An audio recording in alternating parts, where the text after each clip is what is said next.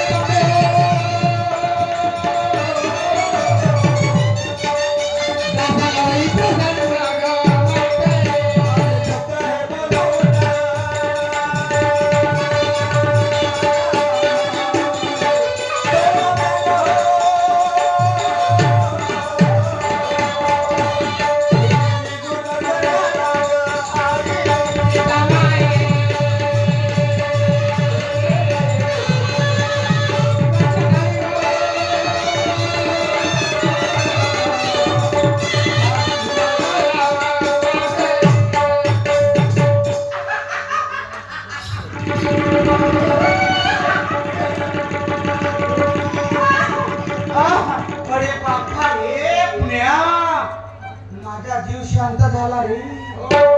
माझी आत्मा चांगली वाटते रे. पुण्या हे हे 5 महिन्याची गरोदर आहे. आता तिचा बाळ मेला का तर पायचे पोटामध्ये पाय ना पाय घेऊन घ्या आपल्या जवळ. तो भाड्या होय का माझ्या सोबत होते पाहिजे.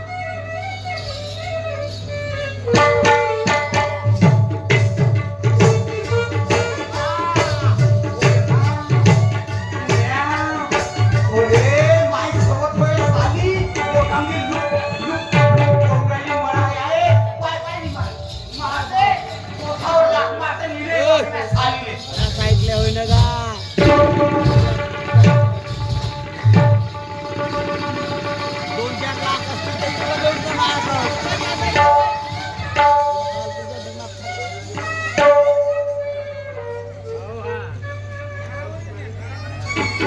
जेवढी तुला असंच करल ना. आता इले का करावं श्याम? चाल कोठ्यामध्ये गड्डा कर आणि गड्ड्यामध्ये टाकून द्यायचं न वरतून परिसर करून घ्यायचं.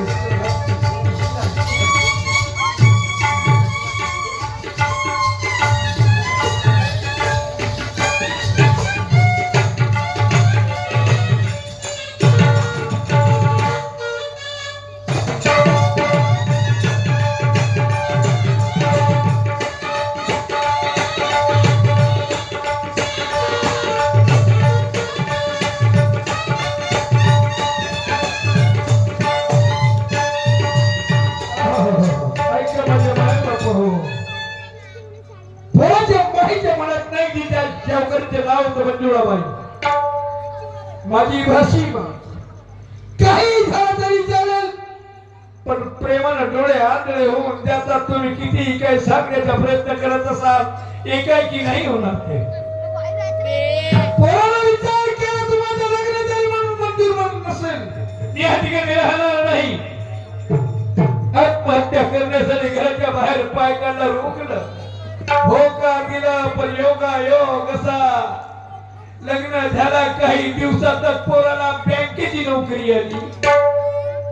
आपल्या नोकरीवर जॉईन होण्यासाठी निघाला. बायला सांगते, बायकोला सांगते, आपल्या नोकराला सांगते, संधीच पाहत होती ना, या संधीचं सोनं करीन, काही झालं तरी चालेल.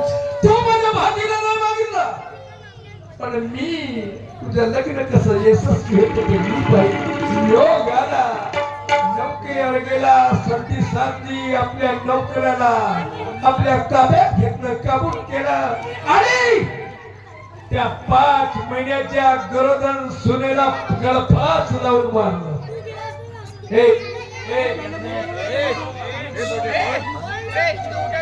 गळफास लावून मारलं. त्याला तिकडे हृदयविकारच्या त्याच वेळेस जगात निसर्गाची लेण, त्याला काय अटॅक केला, तो त्या ठिकाणी मरते.